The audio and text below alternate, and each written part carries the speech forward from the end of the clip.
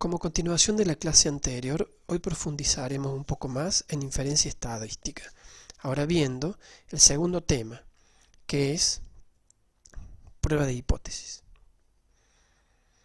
Como futuros científicos, su tarea será la de generar nuevo conocimiento a partir de la información que colecten de procesos colectivos que permitan su generalización, y el mecanismo idóneo para la generación de nuevo conocimiento es mediante el planteamiento de hipótesis, pero es evidente que primero debemos entender qué es una hipótesis. Diremos que una hipótesis es una afirmación que hacemos con respecto al valor o condición de una o más características poblacionales, sin estar seguros si esta afirmación es verdadera. La idea del planteamiento de una hipótesis es tener la capacidad de poder decidir si esa hipótesis es verdadera o no lo es, que en estadística implica poner a prueba a una hipótesis. Cuando ponemos a prueba una hipótesis estadística, decidimos si la rechazamos o no la rechazamos. Fíjense que no decimos que aceptamos una hipótesis, sino que no la rechazamos. Y esto es muy importante, porque según nos enseñó Popper, la base del falsacionismo indica que una teoría no puede ser refutada, solo puede ser no rechazada, esto es, aceptada provisionalmente como una verdad hasta que eventualmente sea posible rechazarla. Un detalle que parece trivial pero que no lo es que una hipótesis es científicamente válida si confirma una predicción basada en un mecanismo explicativo del fenómeno bajo estudio. Es decir, la hipótesis debe permitir realizar predicciones verificables en caso de que sea cierta.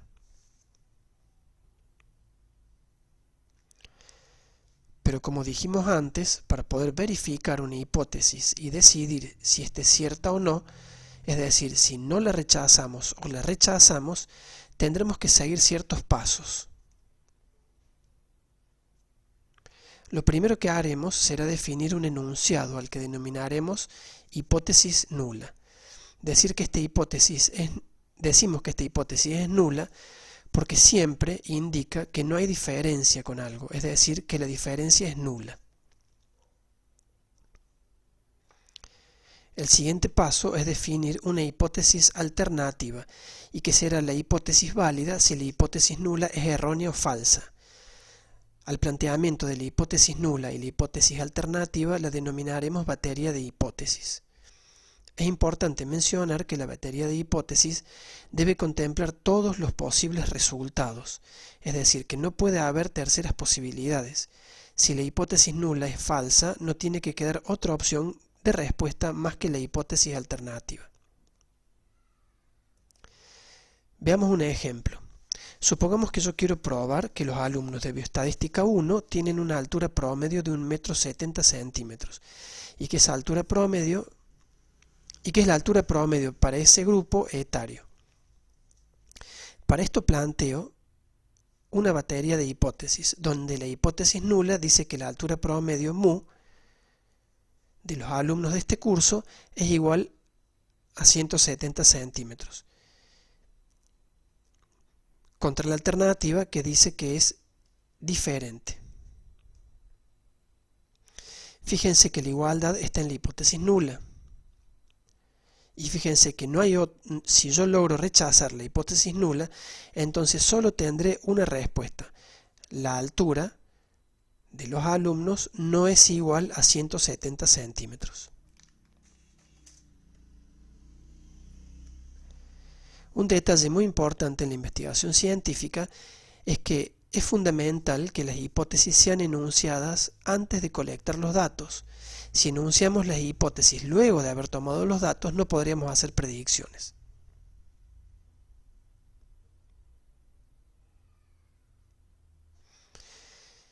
Es necesario resaltar que las hipótesis estadísticas tienen que estar referidas a parámetros poblacionales. Esto es debido a que es la única manera de generalizar nuestros resultados. El tema es que salvo raras excepciones, nunca conoceremos el valor de un parámetro poblacional. Solo podremos conocer el valor de un estimador, como vimos en el tema anterior.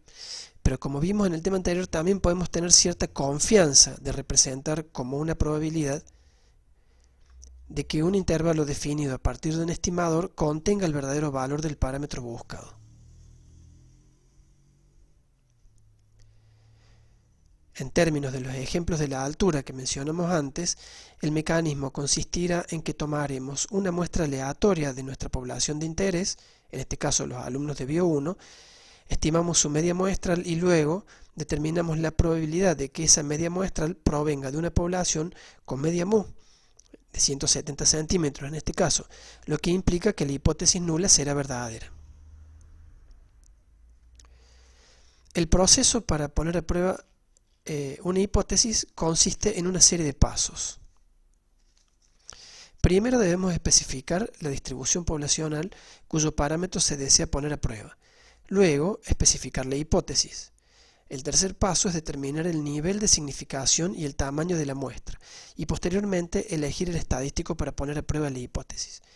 Una vez hecho esto, determinamos las zonas de rechazo y no rechazo. En función de este resultado podemos finalmente decidir. Prueba de hipótesis referida a la media poblacional. Veamos el ejemplo del comienzo. Se desea probar que la altura de cierto grupo humano es igual a 170 centímetros contra la alternativa de que sea distinto. Se extrajo una muestra de tamaño 20 y se logró calcular su media, que fue de 165 centímetros. Y se sabe que el desvío poblacional es 5,7. ¿Qué podemos inferir si trabajamos con un nivel de significación del 5%?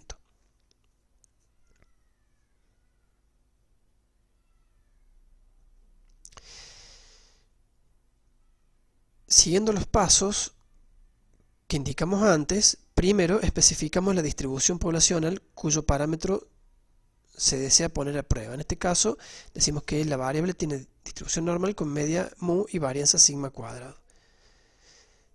Luego especificamos la batería de hipótesis. En este caso, la hipótesis que vamos a poner a prueba es que mu es igual a 170 contra la alternativa que es diferente de 170. Luego determinamos el nivel de significación y el tamaño de la muestra. Nuestro nivel de significación va a ser alfa de 0,05. El tamaño de la muestra era 20, según el... Fíjense que todos estos datos salieron del enunciado del problema. Luego elegimos el estadístico para poner a prueba la hipótesis. Como en este caso conocemos el desvío poblacional, entonces podemos calcular la varianza, por lo que el estadístico será z. En este caso, el z observado será igual a la media muestral menos la media poblacional sobre la varianza poblacional dividido la raíz del tamaño de la muestra. En el caso nuestro va a ser igual a el z observado promedio va a ser igual a 165 menos 170 dividido 5,7 sobre la raíz de 20. Esto es menos 3,9337. Y luego determinamos las zonas de rechazo y no rechazo.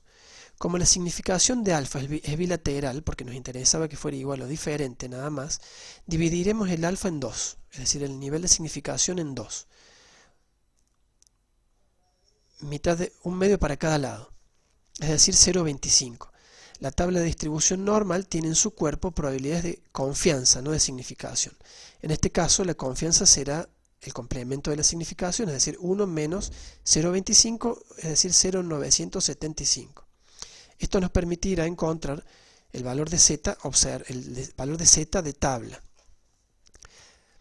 Para eso buscamos el z esperado de la tabla para 0,975 y vemos que el valor z esperado de tabla es 1,96.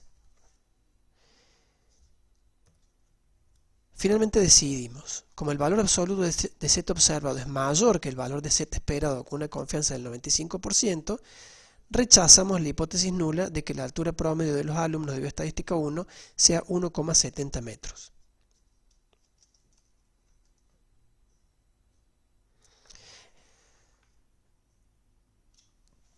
Cuando ponemos a prueba una hipótesis, podemos arribar a conclusiones erróneas o no. Lo bueno es que podemos asignarle a cada uno de los resultados a los que arribemos probabilidades y de esta forma tener cierta certeza. Esto es lo más cerca de la verdad que llegaremos.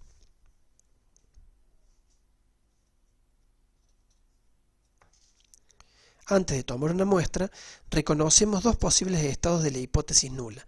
Esta puede ser verdadera o puede ser falsa. Al mismo tiempo, reconocemos dos estados de decisión, rechazar o no rechazar la hipótesis nula. Entonces,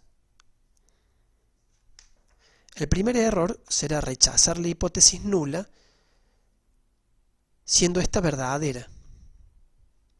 Este error se denomina error de tipo 1, y la probabilidad de cometer este error la denominaremos nivel de significación y lo simbolizaremos con alfa.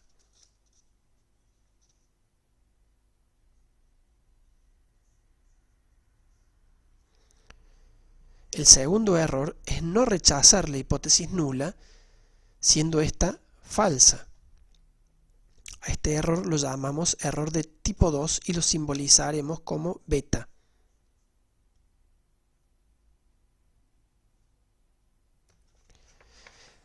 Los complementos de estas probabilidades que no son errores son el nivel de confianza, que lo representaremos como 1 menos alfa, y la potencia de la prueba, que lo representaríamos como 1 menos beta.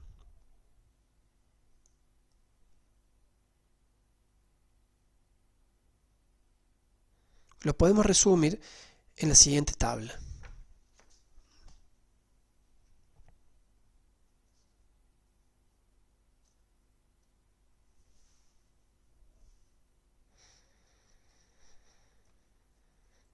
Es indudable que existirán numerosas pruebas de hipótesis. En esta parte del curso veremos algunas de las más relevantes.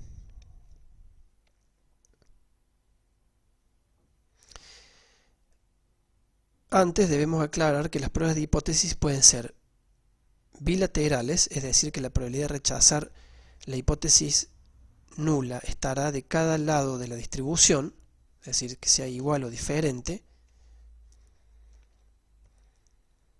Unilateral derecha, es decir, que el área de rechazo de la hipótesis nula se encuentra a la derecha de la distribución. Y unilateral izquierda, es decir, que el área de rechazo de la hipótesis nula se encuentra a la izquierda de la distribución.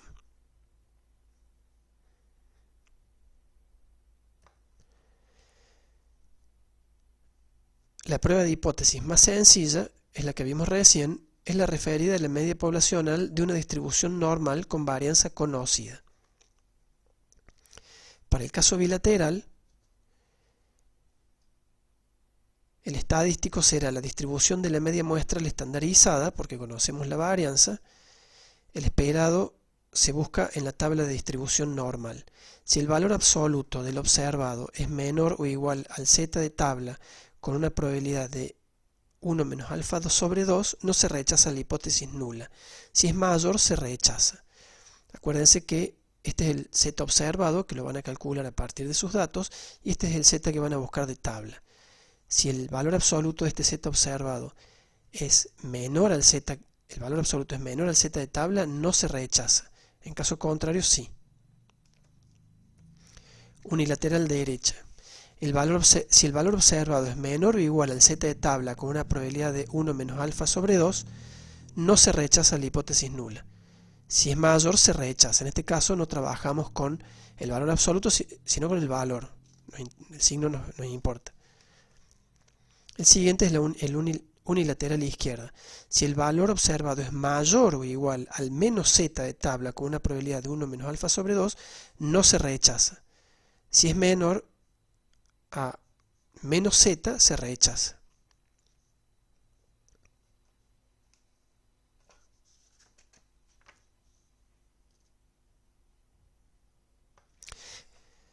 El siguiente caso es la prueba de hipótesis referida a la media poblacional, pero ahora con varianza desconocida. En este caso, como desconocemos la varianza poblacional, trabajaremos con la distribución t de student. Es similar al caso anterior, nada más que ahora, como desconocemos la varianza poblacional, trabajamos con t de student. Si el t observado, cuando estandarizamos la media, el valor absoluto es menor al t de tabla con n menos 1 grado de libertad y 1 menos alfa sobre 2, no se rechaza. Si es mayor, sí se rechaza. Unilateral derecha, si el valor observado es menor o igual al t de tabla con una probabilidad de 1 menos alfa sobre 2 y n menos 1 grado de libertad, no se rechaza la hipótesis nula. Si es mayor, sí se rechaza. Unilateral izquierda es si el valor absoluto observado es mayor o igual al t de tabla con una probabilidad de 1 menos alfa sobre 2 y n menos 1 grado de libertad, no se rechaza la hipótesis nula, y si es menor, sí se rechaza. Fíjense que es, al igual que con z, buscamos el valor de menos t de tabla, porque es unilateral izquierda.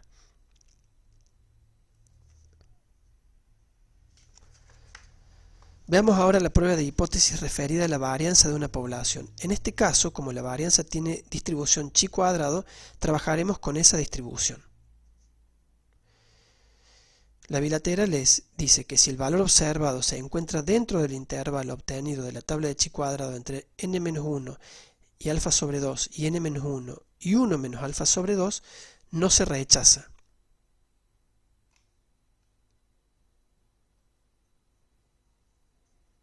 Caso contrario, se rechaza.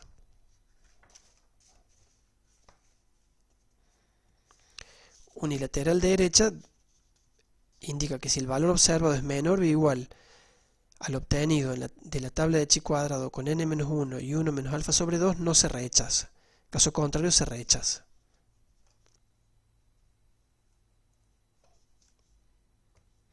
Unilateral izquierda, si el valor observado es mayor o igual al obtenido de la tabla de chi cuadrado con n-1 y 1 menos alfa sobre 2, no se rechaza. Caso contrario, se rechaza. Veamos ahora la prueba de hipótesis referida a la diferencia de dos medias poblacionales. El primer caso es con poblaciones normales con varianza conocida. De nuevo, al conocer las varianzas usaremos la distribución normal. Estandarizaremos una diferencia de medias para el z observado.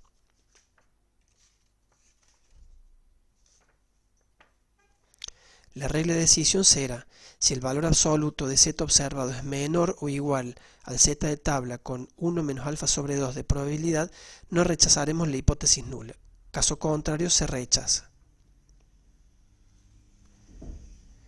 La unilateral derecha, en este caso, la regla de decisión será: si el valor del z observado es menor o igual al z de tabla con 1 menos alfa sobre 2 de probabilidad, no rechazamos la hipótesis nula. Caso contrario, se rechaza.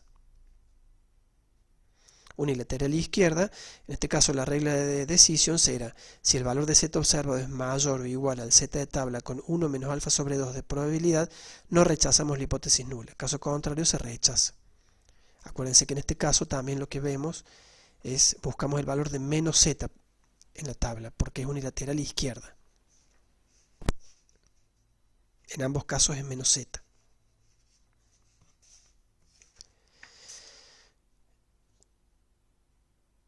Bueno, prueba de hipótesis referida a la diferencia de dos medias poblacionales con poblaciones normales, varianzas desconocidas pero supuestas y iguales.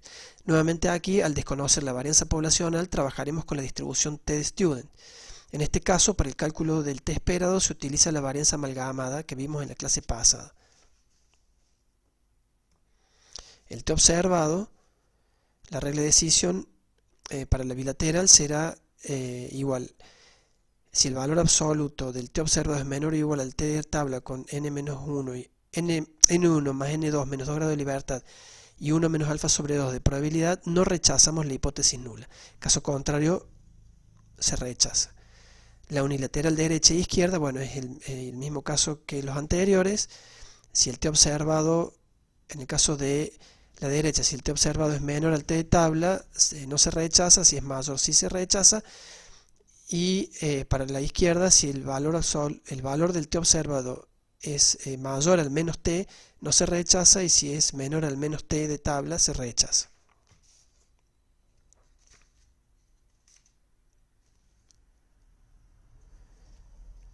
Prueba de hipótesis referida a la diferencia de dos medias poblacionales, dos poblaciones normales, varianzas desconocidas y supuestas desiguales.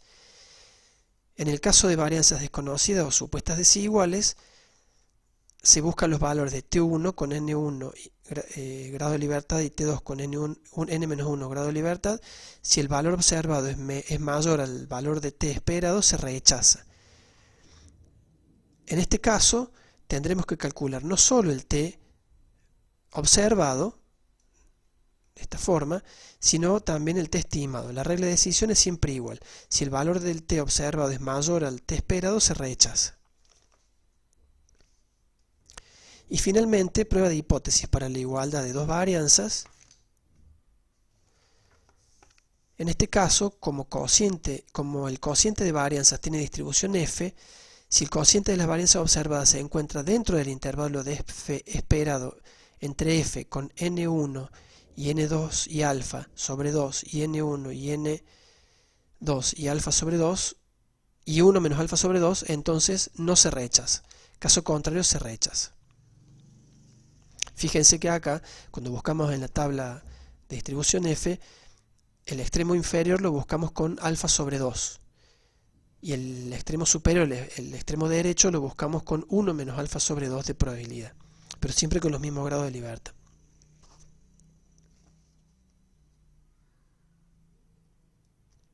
Y con esto terminamos el teórico de hoy.